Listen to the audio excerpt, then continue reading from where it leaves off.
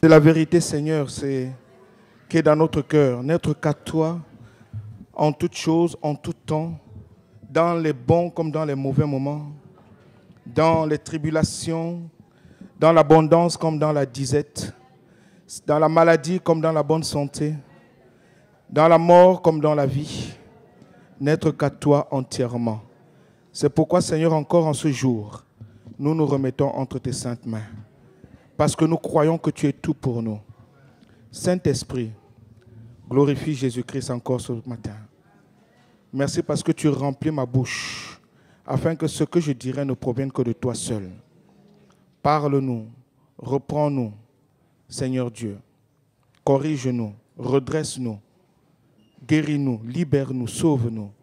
Viens briser, viens, Seigneur mon Dieu, redresser, afin que nous puissions être, non pires, mais meilleurs, des véritables disciples, des véritables enfants de Dieu, des enfants qui veulent vivre et marcher en toi, par toi et pour toi seul.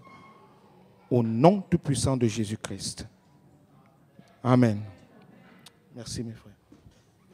Alléluia. Sans transition aucune, je vous invite à vous lever pour la lecture de la parole de Dieu. Et nous allons lire dans Éphésiens chapitre 4. Éphésiens chapitre 4. Et nous lirons à partir du verset 17 jusqu'au verset 24. Éphésiens chapitre 4, verset 17 au verset 24. Après quoi, nous lirons aussi Romains chapitre 6, verset 11. Voici ce qui est écrit dans la parole de Dieu. Voici donc ce que je dis et ce que je déclare dans le Seigneur. C'est que vous ne devez plus marcher comme les païens, qui marchent selon la vanité de leurs pensées. Ils ont l'intelligence obscurcie. Ils sont étrangers à la vie de Dieu à cause de l'ignorance qui est en eux, à cause de l'endurcissement de leur cœur.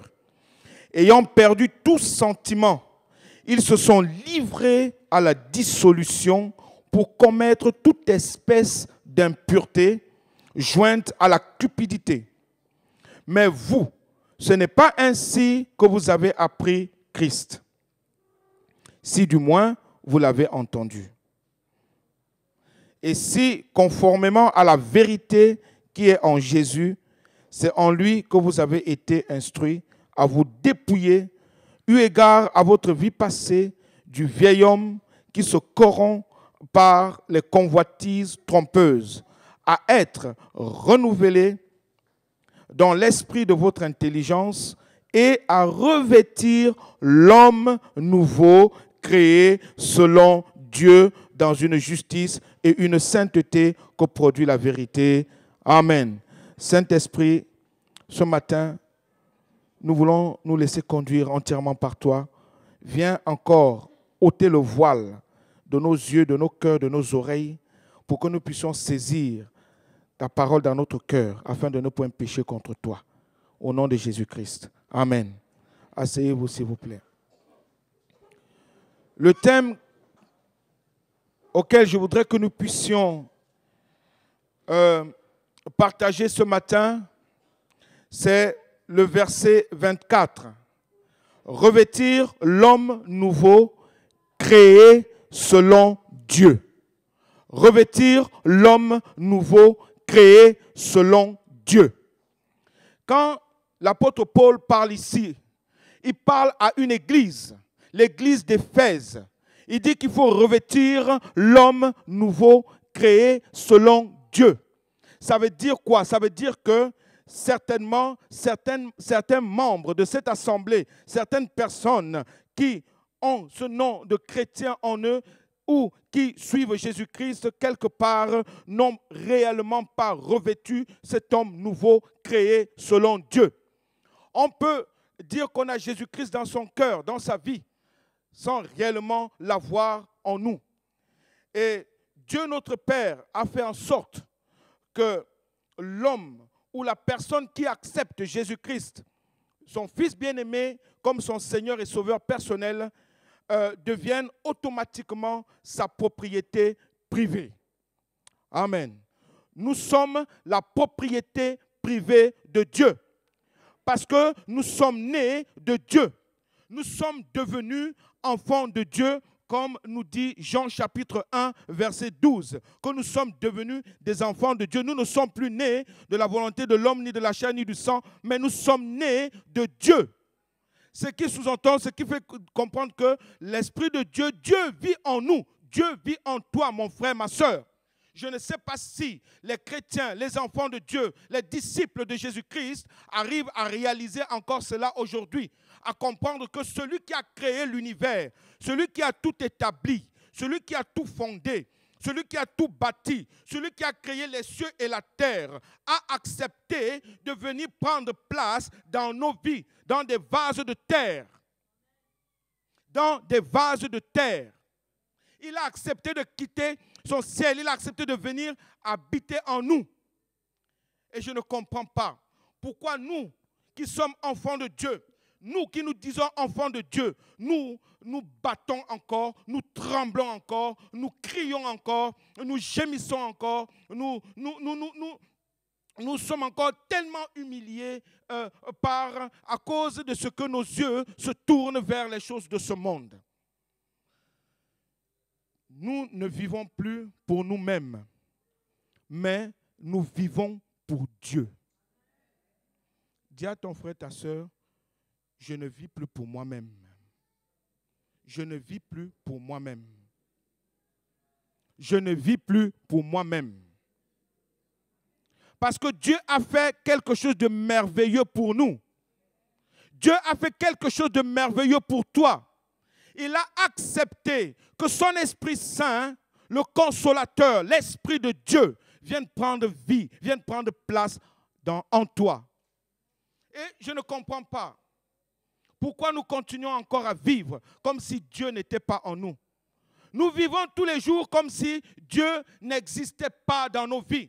Nous continuons encore à essayer de bricoler certaines petites choses dans nos pensées. Nous essayons encore de chercher des solutions, de chercher à trifouiller de gauche à droite comme si nous sommes plus intelligents que celui qui vit en nous. Ton intelligence est comme un vêtement souillé devant Dieu. Ta sagesse est comme un vêtement souillé devant Dieu. Ta connaissance et ton savoir, tout ce que tu as fait ne vaut rien devant la sagesse de Dieu. Ce que Dieu veut, c'est que nous soyons à lui entièrement, qui que tu sois. Parce que tu lui appartiens. Tu es devenu sa maison. La Bible dit que nous sommes le temple du Saint-Esprit. La Bible dit que tu es l'habitation de Dieu. Tu es devenu la propriété privée de Dieu. Tu es devenu là où Dieu vit. Ce qui veut dire que toute ta vie ne t'appartient plus. Tout ce que tu es ne t'appartient pas. Autrefois, tu appartenais à quelqu'un d'autre. Tu appartenais à quelqu'un en qui tu étais soumis. Et tu étais soumis à cet homme, à cette personne-là. Et étant soumis à cette personne-là, tu faisais tout ce qu'elle te disait de faire. Si elle te disait d'aller à gauche, tu allais à gauche. Si elle te disait d'aller à droite, tu allais à droite. Il y a des fois, j'ai eu fait des délivrances à des personnes, les délivrer des démons, délivrer des mauvais esprits qui venaient les déranger. Et des fois, j'entendais ces démons parler en disant « Je ne sors pas, elle m'appartient ou il m'appartient ». Et je me dis, mais ça veut dire quoi? Ça veut dire que la personne faisait exactement ce que le démon lui le dictait tous les jours. Oui ou non? Mais nous qui avons choisi Jésus-Christ dans notre vie, est-ce que nous acceptons que notre Dieu, que nous puissions faire tout ce qu'il nous dit de faire? C'est là où le bas blesse. C'est là où il y a le problème. Ça montre que, quelque part, nous n'acceptons pas que Dieu soit notre maître. Ça montre que nous n'acceptons pas que Dieu soit notre Seigneur et Sauveur personnel, notre seul rédempteur, notre seul soutien physique, moral, spirituel, financier, matériel, corporel. Alors qu'il le désire à chaque instant de chaque jour, gérer, guider, soutenir, bénir, libérer, sauver, élever, rabaisser, briser, remodeler ce que nous sommes, parce que nous lui appartenons. Ce n'est plus moi qui vis, c'est Christ qui vit en moi. Ce n'est plus moi qui vis, c'est Jésus-Christ qui vit en moi. Dans les bons comme dans les mauvais jours, Christ vit en moi. Dans des situations incompréhensibles, c'est Christ qui continue à vivre en moi. Dans des moments de bénédiction à outrance, c'est Christ qui continue à vivre en moi. Mais qu'est-ce que j'en fais de Christ dans ma vie? Est-ce que j'accepte qu'il vienne un peu mettre son pied dans la mare de mes pensées? Est-ce que j'accepte que Dieu vienne éclabousser tout ce que j'ai conçu dans ma tête? Est-ce que j'accepte que Dieu vienne briser tout ce que j'ai essayé de confectionner? Est-ce que j'accepte que Dieu vienne me briser tout ce que j'ai essayé de mettre en action? Est-ce que je comprends ce qu'il veut faire avec moi dans la vie? Est-ce que je comprends où est-ce qu'il veut m'amener? Ce n'est plus moi qui vis. Ça signifie que si c'est Christ qui vit en moi, tout ce que je suis, même mes propres pensées, quelquefois, ne m'appartiennent pas. Les décisions que je prends, je ne peux plus essayer de les prendre de moi-même ou d'appeler quelqu'un et dire « Oh, tu sais, non. Je dois me tourner vers celui en qui j'appartiens. » Si tu appartiens à quelqu'un, tu te tourneras toujours vers cette personne. Parce que c'est elle qui est ta nourriture, c'est elle qui est ton doctoire, c'est elle qui est ton souffle de vie, c'est elle qui est ta joie, ta guérison, ta délivrance et tout ce que tu veux. Il faut que nous comprenions que Dieu doit être notre maître absolu.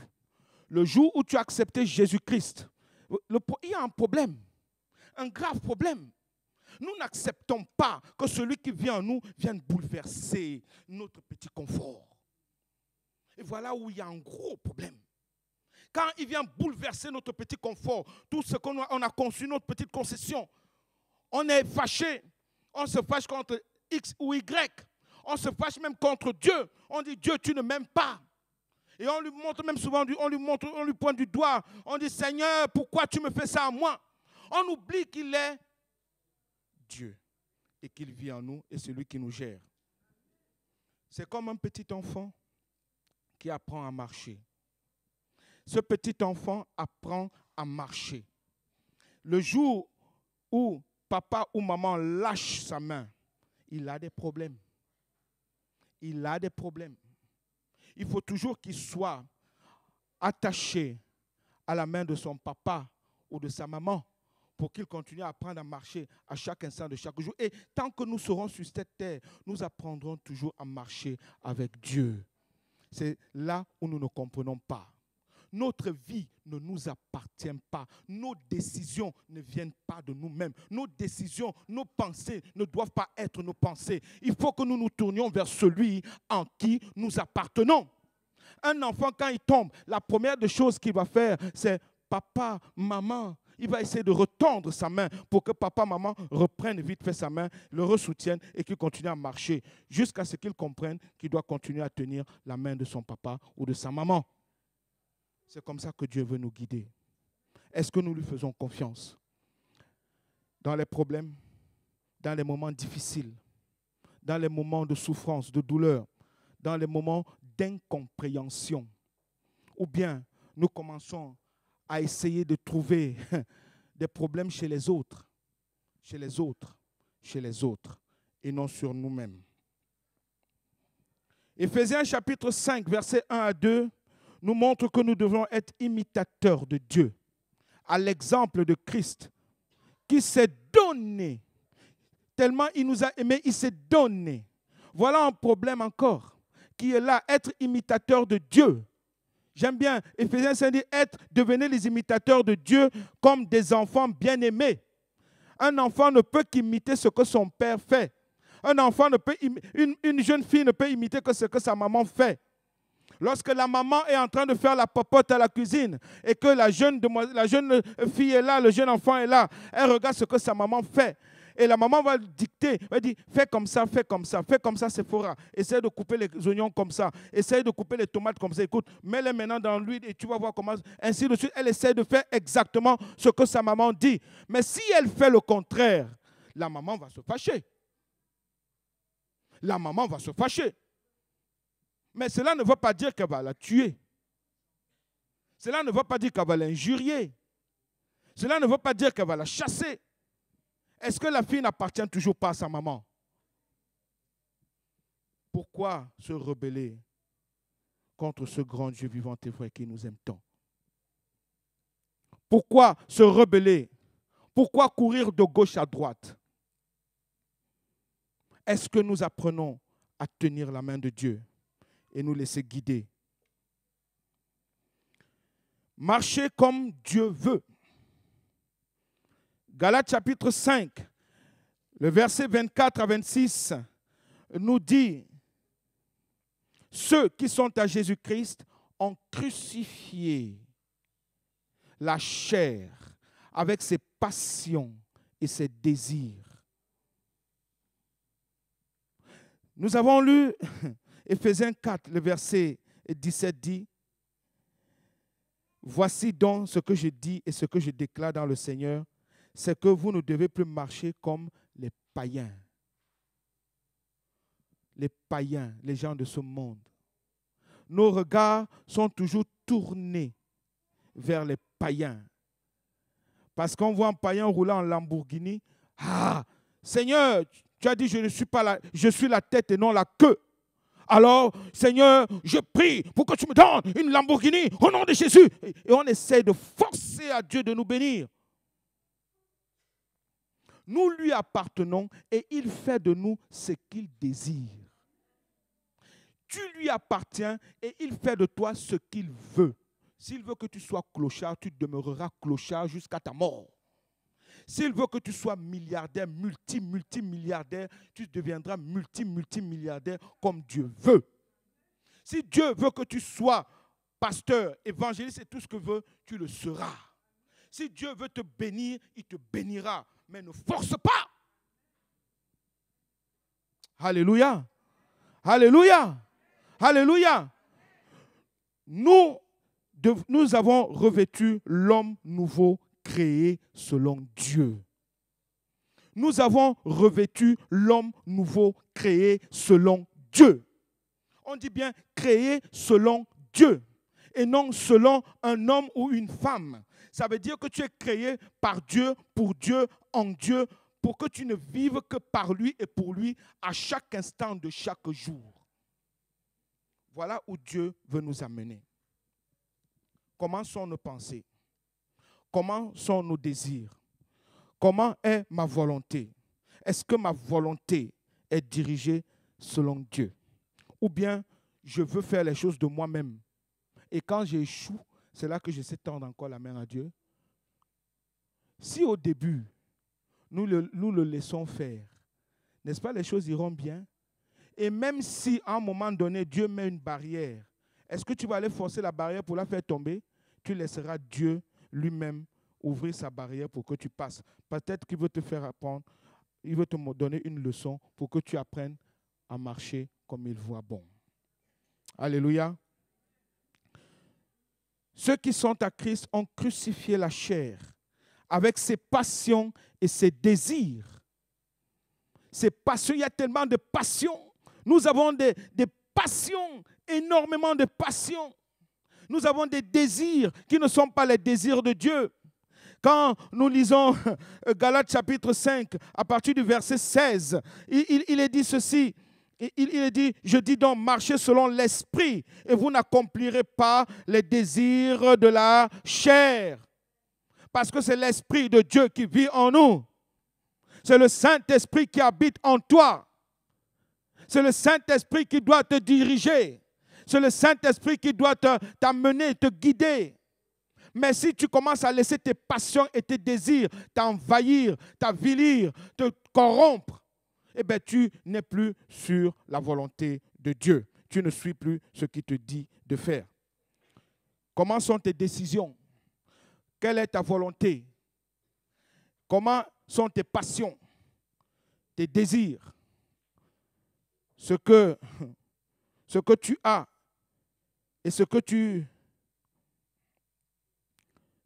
as et tout ce que tu es ne doivent provenir que de notre Père Céleste au nom de Jésus-Christ. Être la propriété privée du Saint-Esprit. Être la propriété privée absolue du Saint-Esprit, puisque tu ne t'appartiens pas. Puisque tu ne t'appartiens pas. Pourquoi ne laisses-tu pas le Saint-Esprit te dicter ce que tu dois faire?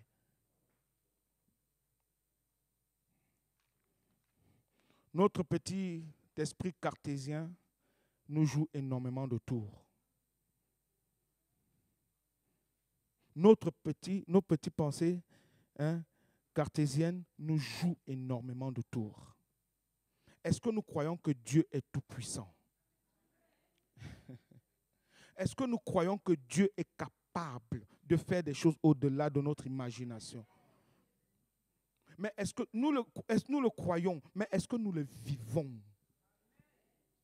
Vivre la grandeur, la puissance, l'autorité, la majesté, l'élévation, la volonté de Dieu dans ta vie à chaque instant de chaque jour. C'est ce que Dieu veut pour tout un chacun de nous. Je peux juste vous dire une chose. Je vis ce que je dis et je dis ce que je vis. Parce que je ne voudrais pas qu'un jour, je me retrouve en enfer. Beaucoup d'entre nous n'ont pas encore compris que nous appartenons à Jésus-Christ. Et beaucoup échouent parce qu'ils ne comprennent pas encore cela. Quand les problèmes arrivent, vers qui nous tournons-nous? Quand les soucis arrivent, vers qui courons-nous? Quand ça ne va plus, vers qui allons-nous? Est-ce que nous allons vers celui à qui nous appartenons? Puisque tu ne t'appartiens pas, va vers lui. Va le voir. Quand un enfant a un problème à l'école, il court vers qui? Vers papa, maman. Papa, maman, il essaye d'expliquer. Il ne va pas courir vers le voisin ou vers le papa d'un autre ami. Il viendra voir son papa ou sa maman pour aller le défendre, pour aller résoudre son problème. Mais nous, que faisons-nous? Que faisons-nous? Les murmures entrent, les querelles entrent, les jalousies entrent, l'orgueil même entre. On se croit être au-dessus d'eux. Ce n'est pas ce que Dieu nous demande. Je ne vais pas être long, parce que je veux que nous prions un peu aussi. Crois-tu que tu appartiens réellement à Dieu? Ce n'est pas le fait de venir à l'église qui prouve que tu appartiens à Dieu. Ce n'est pas parce que tu fais chocolo, macondo, macabo, tout ce que tu veux, qui prouve que tu appartiens à Jésus-Christ. Ce n'est pas parce que à la maison tu pries peut-être le matin ou le soir qui prouve que tu appartiens à Jésus-Christ. Crois-tu que Dieu le Saint-Esprit vit en toi?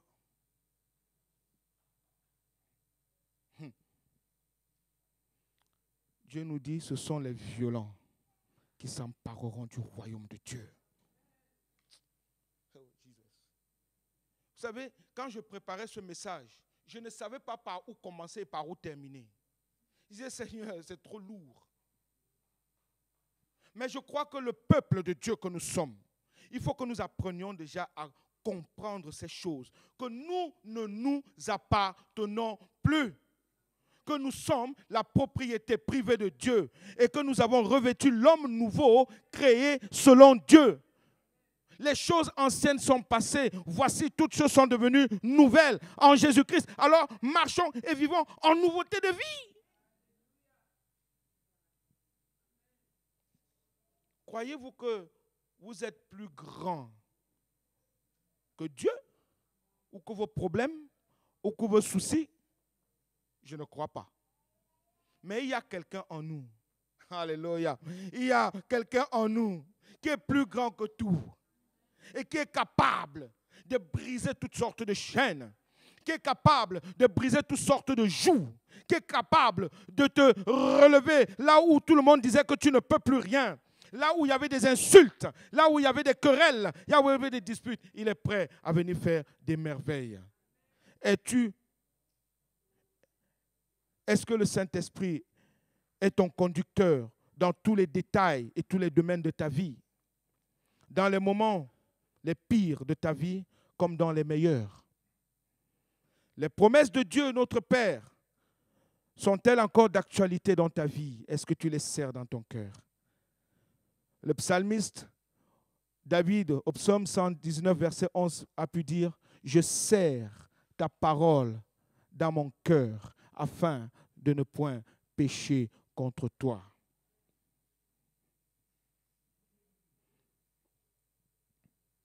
Les échecs, la frustration, la jalousie, la haine, les murmures, le burn-out et tout ce qui va avec proviennent lorsque nous voulons agir de nous-mêmes et comme nous désirons.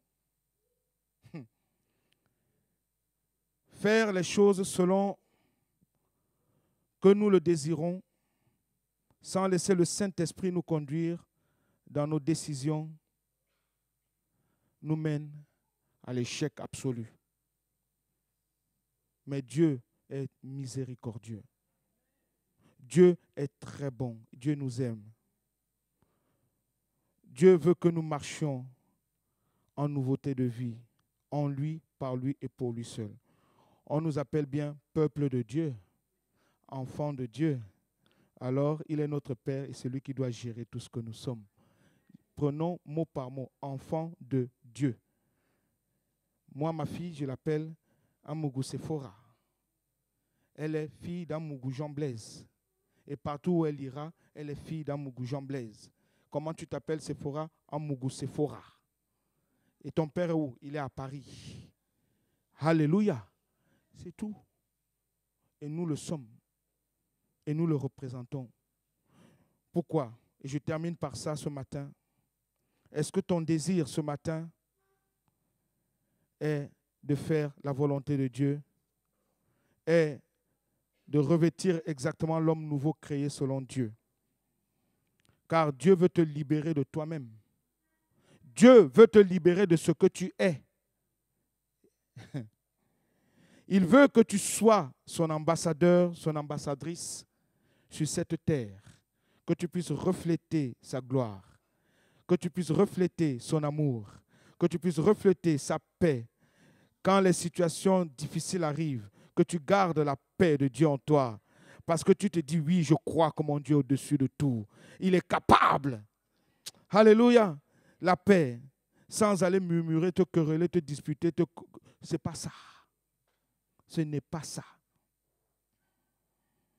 Dans cette ville de Paris, Dieu a besoin de nous, de toi et de moi. Et partout où tu peux te trouver. Veux-tu vivre comme bon te semble? C'est ma dernière question ce matin. Veux-tu vivre comme bon te semble?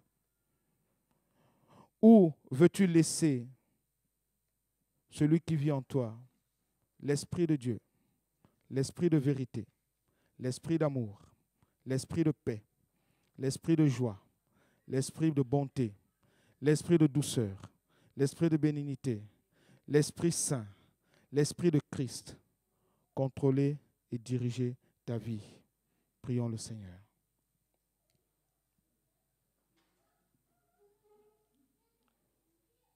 Avant que je n'appelle le serviteur de Dieu, le pasteur Linderman, je veux te reposer encore cette question. Crois-tu que tu appartiens réellement à Dieu? Crois-tu que Dieu le Saint-Esprit vit en toi? Est-il ton conducteur dans tous les détails et tous les domaines de ta vie. Dans les moments les pires de ta vie comme dans les meilleurs, est-ce que c'est lui qui est là pour gérer toutes ces situations dans ta vie? Et les promesses de Dieu, est-ce que ces promesses sont en toi? Est-ce que tu comprends que ces promesses sont pour toi et que tu ne t'appartiens plus et que ce n'est plus toi qui vis, mais c'est Christ qui vit en toi?